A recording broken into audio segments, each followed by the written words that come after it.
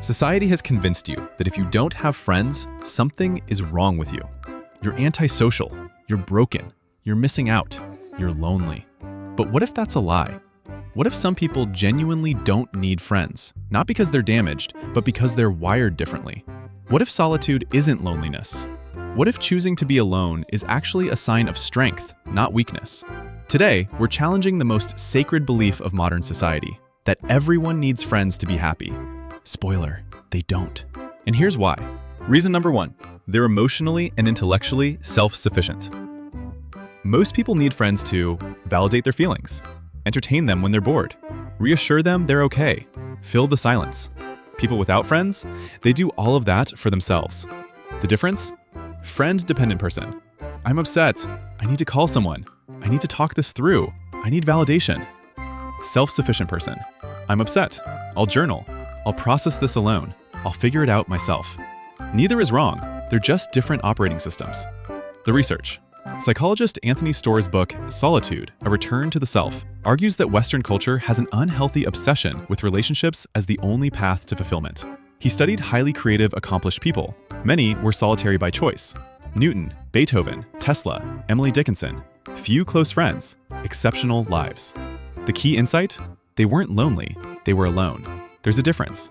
Loneliness equals wanting connection and not having it. Painful. Solitude equals choosing to be alone because it's fulfilling, peaceful. The truth society doesn't want to hear. Some people are genuinely more interested in ideas, projects, books, and inner worlds than they are in maintaining friendships. And that's not a pathology, that's a preference. The question that exposes everything. Are you unhappy because you have no friends? Or are you unhappy because people keep telling you you should be unhappy about it? Most of the distress comes from the judgment, not the actual solitude. Reason number two, social interaction is genuinely exhausting for them. It's not shyness. It's not social anxiety, though that can overlap. It's that socializing drains their energy instead of refueling it. The introvert reality. After social interaction, they need hours alone to recharge. They feel mentally exhausted. They crave silence and solitude. They analyze every interaction for days. This isn't damage, this is neurology.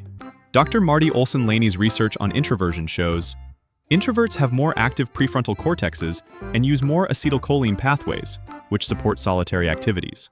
Extroverts use more dopamine pathways, which respond to external rewards like social interaction. Translation: your brain is literally built differently. The cost-benefit analysis. For people without friends, maintaining friendships requires energy they don't have, small talk they find meaningless, obligations they resent, performance they're tired of. The benefits? Occasional good conversation, which they can get from books, podcasts, or rare deep talks. Social validation, which they don't need as much as others. When the cost outweighs the benefit, the rational choice is no friends. The cultural gaslighting. Society says, you just need to get out of your comfort zone, push through. Reality, why? Why should they exhaust themselves to meet a social quota that doesn't improve their life? The analogy. Imagine you're lactose intolerant and everyone keeps telling you to drink milk because humans need dairy. You try. It makes you sick. They say, try harder. At some point you realize, I don't need dairy. There are other ways to get calcium. I'm fine without it. Same with friendships for some people. The permission. If socializing costs you more than it gives you, you're allowed to opt out. That's not antisocial. That's self-preservation. Reason number three, they'd rather have zero friends than mediocre ones. Most people collect friends like Pokemon. The number matters. People without friends, they don't do shallow. They don't do surface level. They don't do performative friendship. Their criteria. A friendship is only worth it if there's genuine intellectual or emotional depth. They can be completely authentic. Conversation goes beyond weather and gossip. Energy is reciprocated. Silence is comfortable. If those conditions aren't met, they'd genuinely rather be alone. The Friedrich Nietzsche principle. I would believe only in a God who could dance. Translation. I would have only friends who match my frequency.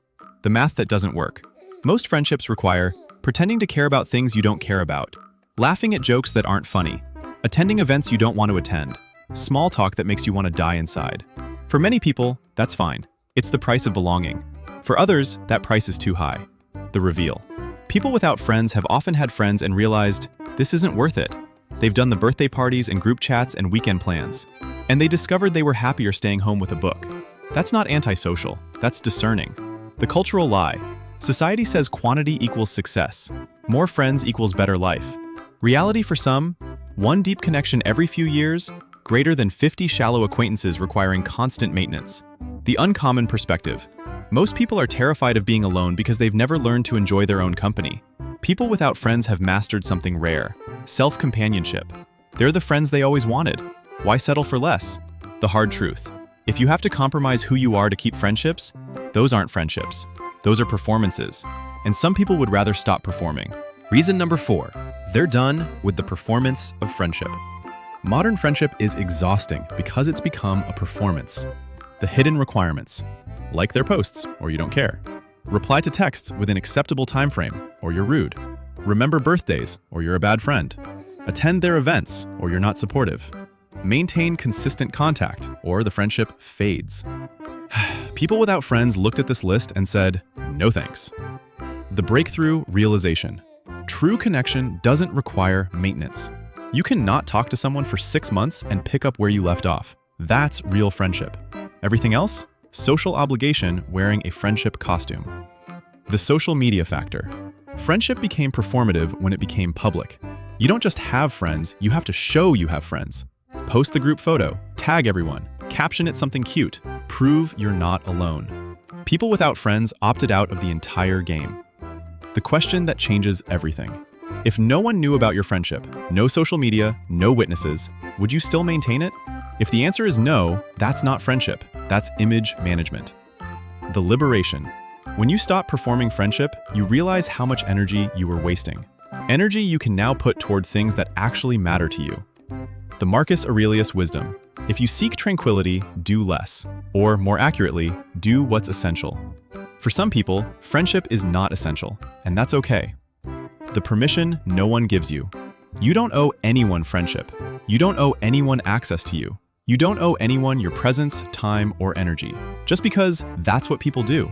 Some people have looked at the social contract and said, I don't consent, I opt out, and they're happier for it. Reason number 5, they don't need external validation to know they're okay. This is the real superpower. Most people need friends to confirm. They're interesting, they're likable, they matter. Their thoughts and feelings are valid. They exist. People without friends have internalized all of that. The shift. External validation. Am I okay? Let me check with others. Internal validation. I know I'm okay. I don't need confirmation. This isn't arrogance, it's self-possession. The psychological research. Dr. Kristen Neff's work on self-compassion shows people with high self-compassion are less dependent on social approval. They're their own best friend. They give themselves the kindness, understanding, and support most people seek from others. The revealing thought experiment. Imagine everyone you know disappeared tomorrow. You're the only person left. Question: would you be okay? Most people, terrifying, devastating, can't imagine. People without friends. I'd actually be fine, maybe even relieved. That's not sociopathy. That's profound self-sufficiency. The cultural programming. From childhood, we're taught, sharing is caring. Make friends or you're weird. Teamwork makes the dream work. No man is an island. But what if you are an island? And what if that island is beautiful, complete, and exactly what you need? The Buddha principle. You yourself, as much as anybody in the entire universe, deserve your own love and affection. People without friends have taken this seriously. They've become their own source of love, affection, validation, and companionship. The uncomfortable question for everyone else. Are you friends with people because you genuinely value them? Or because you're terrified of being alone with yourself? The truth that liberates. The relationship you have with yourself is the only one that lasts your entire life. Maybe it's worth prioritizing. People without friends have figured this out. They're not lonely, they're self-complete. And that's not sad, that's enlightened. Important nuance. There's a difference between choosing solitude and hiding from connection. Everything I've said is true for people who genuinely prefer solitude. But let's be honest, some people have no friends not by choice, but because of untreated social anxiety, trauma that makes trust impossible, depression that makes connection feel impossible, avoidant attachment style from childhood wounds. The key distinction? Healthy solitude. You're content alone. You could make friends if you wanted. You've tried connection and prefer solitude. You have interests, passions, purpose. You're not avoiding, you're choosing. Unhealthy isolation. You're miserable alone. You want friends but can't make them. You avoid because of fear, not preference. You feel empty, purposeless, numb. You're hiding, not choosing. If you're in the second category, this video isn't for you. Please seek support, therapy, community, help. You deserve connection if you want it. The honest self-check. Ask yourself, am I alone by choice or by fear? Am I content or am I numb? Am I fulfilled or am I hiding? Do I want friends but struggle, or do I genuinely not want them? Be ruthlessly honest. The answer matters. The both and truth. You can be introverted and have social anxiety. You can prefer solitude and need some connection. You can be self-sufficient and benefit from occasional friendship. This isn't binary. The message: if you're happy alone, truly happy, you don't need to justify it to anyone. But if you're suffering alone and calling it preference, please be honest with yourself. There's help available. You don't have to struggle alone. Here's what society doesn't want you to know. You don't need friends to live a fulfilling life. Not everyone needs the same things. Not everyone thrives in the same environments. Not everyone is wired for constant social connection. Some people are genuinely happier alone. They have rich inner worlds, passionate interests, deep thoughts, and meaningful solo activities. They're not missing out. They're living exactly the life that fits them. The 5 reasons people have no friends and they're fine. High self-sufficiency. They fulfill their own needs. Social exhaustion. Their brains are wired differently. High standards. Quality over quantity always. Reject performance. No more fake friendships. Internal validation. They don't need external approval. The permission you've been waiting for. If you're happy alone, you're allowed to stay alone. You don't have to explain it. You don't have to justify it. You don't have to change for people who don't understand. The final truth. Loneliness is not a lack of people. It's a lack of connection to yourself, to purpose, to meaning. You can be surrounded by people and be lonely. You can be completely alone and be fulfilled. Choose the life that fits you, not the life society says you should want. Drop a comment. Are you alone by choice or by circumstance? No judgment, just curious. Subscribe for psychology that challenges the mainstream. And remember, being different isn't being broken. Sometimes it's being brave enough to live authentically. You're not alone in being alone, and that's perfectly fine.